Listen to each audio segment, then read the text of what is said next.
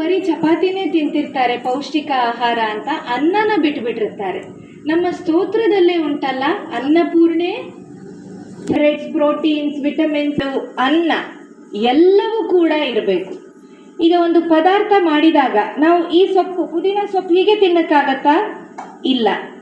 ಇದಕ್ಕೆ ನಾವು ಒಗ್ಗರಣೆ ಹಾಕ್ತೀವಿ, ಅದರಲ್ಲಿ ಪೌಷ್ಟಿಕಾಂಶ ಇದೆ. ಅಲ್ಲಿ ಸಾಂಬಾರ್ ಬಟ್ಲನ್ನು ಇಟ್ಟಿದ್ದೀರಾ, ಬೇಳೆಕಾಳುಗಳಿದೆ. ಯೂಶಲಿ ಸಾಂಬಾರ್ ಬಟ್ಲಲ್ಲಿ ಏನಿರುತ್ತೆ? ಸಾಸಿವೆ, ಜೀರಿಗೆ, ಕೊತ್ತಂಬರಿ, ಕಾಳುಮೆಣಸು, ಅರಿಶಿನ, ನೋಡಿ ಎಷ್ಟು ಪೌಷ್ಟಿಕಾಂಶ ಇದೆ. ಮೆಂತೆ, ಓಮ, ಇದರಲ್ಲೇ ನಮಗೆ ಡೈಜೆಷನ್ ಆಗುತ್ತೆ, ಜೀರ್ಣಕ್ರಿಯೆ ಆಗುತ್ತೆ ಚೆನ್ನಾಗಿ. ಆದರೆ ನಾವು ತಿಂತಾ ಇರುವಂಥ ಡೈಜೆಸ್ಟಿವ್ ಬಿಸ್ಕೆಟ್ಸ್ ಏನಿದೆ ಅದರಿಂದ ನಮಗೆ ಪ್ರಾಬ್ಲಮ್ ಆಗ್ತಾ ಇದೆ, ನಮಗೆ ಗೊತ್ತಾಗ್ತಾ ಇಲ್ಲ.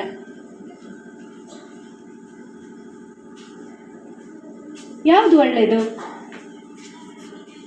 ಸುಮಾರು ಜನರ ಮನೇಲಿ ಏನಾಗ್ತಿದೆ, ಬೆಳಗ್ಗೆ ಬ್ರೆಡ್ಡನ್ನು ತಿನ್ನೋದ್ರಿಂದ ಏನಾಗುತ್ತೆ, ಅದು ತುಂಬ ಪ್ರೋಸೆಸ್ ಆಗಿರುತ್ತೆ. ತಿನ್ನೋದ್ರಿಂದ ಏನಾಗುತ್ತೆ, ಸಕ್ಕರೆ ಅಂಶ ದೇಹದಲ್ಲಿ ಜಾಸ್ತಿ ಆಗುತ್ತೆ, ಸಿಗುವಂಥ ಪೌಷ್ಟಿಕಾಂಶ ಏನೂ ಇರಲ್ಲ ಅದರಲ್ಲಿ. ಅನ್ನ ಬೆಳಗ್ಗೆ ಎದ್ದು 1-2 ಲೋಟ ಅನ್ನ ಮಾಡಿ ಸರಿಯಾಗಿ ಹೊಡೆದು ಹೋಗಿ ಏನೂ ಆಗಲ್ಲ. ನಾವು ತಿಂತಾ ಇರುವಂಥ ಬ್ರೆಡ್ಡು, ಟೋಸ್ಟು, ಬಿಸ್ಕೆಟ್ಟು, ಬನ್ನು, ಅದರಿಂದ ತೊಂದರೆಗಳು. ಇನ್ನು ನೀವು ಕೇಳ್ಬೋದು, ಚಿಪ್ಸು ಎಲ್ಲ ತಿನ್ಬೋದಾ ನಾವು ಅಂತ. ಮನೇಲೇ ಮಾಡಿ, ಉಂಡೆ ಇಟ್ಟಿದ್ದೀರಾ, ಅದು ನಂಗೆ ತುಂಬ ಖುಷಿ ಆಯಿತು. ಒಂದು ಏನದು, ಅಕ್ಕಿ ಉಂಡೆ. ಅದೇ ಅಕ್ಕಿ ಉಂಡೆ ನೀವು ಬೇಕ್ರಿಯಿಂದ ತಂದರೆ ಡಾಲ್ಡಾ ಇರ್ಬೋದು. ಡಾಲ್ಡಾ ಒಳ್ಳೆಯದಾ? ಇಲ್ಲ. ಮನೇಲೇ ಮಾಡಿರೋ ಉಂಡೆ, ರಾಗಿ ಉಂಡೆ ಇರ್ಬೋದು, ಅಕ್ಕಿ ಉಂಡೆ ಇರ್ಬೋದು, ಗೋಧಿ ಉಂಡೆ ಇರ್ಬೋದು, ಮಾಡ್ಕೊಂಡು ತಿನ್ಬೋದು. ಮಾಡಲಿಕ್ಕೆ ಕಷ್ಟ ಉಂಟು, ಪುರ್ಸೋತಿರಲ್ಲ.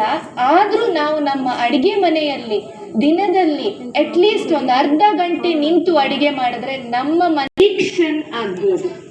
ಅಂದರೆ ಅದೇ ಬೇಕು ಬೇಕು ಬೇಕು ಅಂತ ಅನ್ನಿಸ್ಬೋದು. ಇನ್ನು ಬಿಹೇವಿಯರಲ್ ಪ್ರಾಬ್ಲಮ್ಸ್ ಅಂದರೆ ಮಕ್ಕಳಲ್ಲೂ ಕೂಡ ಇದನ್ನು ನಾವು ಕಾಣ್ತಾ ಇದ್ದೀವಿ. ಟೆನ್ಷನ್, ಸ್ಟ್ರೆಸ್, ಒತ್ತಡ ಅಂತ ಹೇಳ್ತಾರೆ ಮಕ್ಕಳು. ಒಬ್ರೊಬ್ಬರೇ ಇರೋಣ ಅಂತ ಹೇಳ್ತಾರೆ. ಮುಟ್ಟಿನಲ್ಲಿ ಸಮಸ್ಯೆ ಬರುವಂಥದ್ದು, ಮೂಡ್ ಸ್ವಿಂಗ್ಸ್, ಬೆಳಗ್ಗೆ ಒಂಥರ ಖುಷಿಯಲ್ಲಿ ಸಂಜೆ ಒಂಥರ ಬೇಜಾರು. ಸುಮಾರು ಜನ ಹೆಣ್ಮಕ್ಳಲ್ಲಿ ಈ ಥರ ಆಗ್ತಿರುತ್ತೆ. ಮುಟ್ಟು ನಿಲ್ಲುವ ವಯಸ್ಸಿನಲ್ಲೂ ಈ ರೀತಿ ಆಗ್ತಿರುತ್ತೆ. ನಮ್ಮ ಆಹಾರದಲ್ಲಿ ನಾವು ನಿಯಂತ್ರಣ ಮಾಡ್ಕೊಬೋದು, ಅದಕ್ಕೆ ಮದ್ದು ಬೇಕಾಗಲ್ಲ. ಇನ್ನೂ ಏನಾಗುತ್ತೆ, ಈ ಥರ ಪಿಜ್ಜಾ, ಬರ್ಗರ್, ಸ್ಯಾಂಡ್ವಿಚ್ ಎಲ್ಲ ತಿನ್ನೋದ್ರಿಂದ ಆ ಎಣ್ಣೆಲಿ ಕರೆದಿರುವಂಥ ಪದಾರ್ಥ ರುಚಿವರ್ಧಕಗಳು ಇರುತ್ತೆ, ಅದರಲ್ಲಿ ಕಲರ್ಸ್ ಇರುತ್ತೆ, ಡೈಸ್ ಇರುತ್ತೆ, ಕೆಮಿಕಲ್ಸ್ ಇರುತ್ತೆ. ಅದು ತಿನ್ನೋದ್ರಿಂದ ಮತ್ತೆ ಮುಂದಿನ ಭಾನುವಾರ ಅದನ್ನೇ ಹೋಗಿ ತಿನ್ನೋಣ ಅನಿಸುತ್ತೆ. ಆ ಭಾನುವಾರ ಸಂಜೆ 6 ಗಂಟೆ ಆದ ತಕ್ಷಣ ಪುನಃ ಅದೇ ಅಂಗಡಿಗೆ ಹೋಗೋಣ ಅನಿಸುತ್ತೆ. ಆದರೆ ಇವತ್ತು ಟೊಮೆಟೊ ಸಾರು ಮಾಡಿದ್ದು ನಾಳೆ ಪುನಃ ಟೊಮೆಟೊ ಸಾರು ಮಾಡಿದ್ರೆ ಮತ್ತೆ ಟೊಮೆಟೊ ಸಾರ ಅಂತ ಅನಿಸುತ್ತೆ ನಮಗೆ.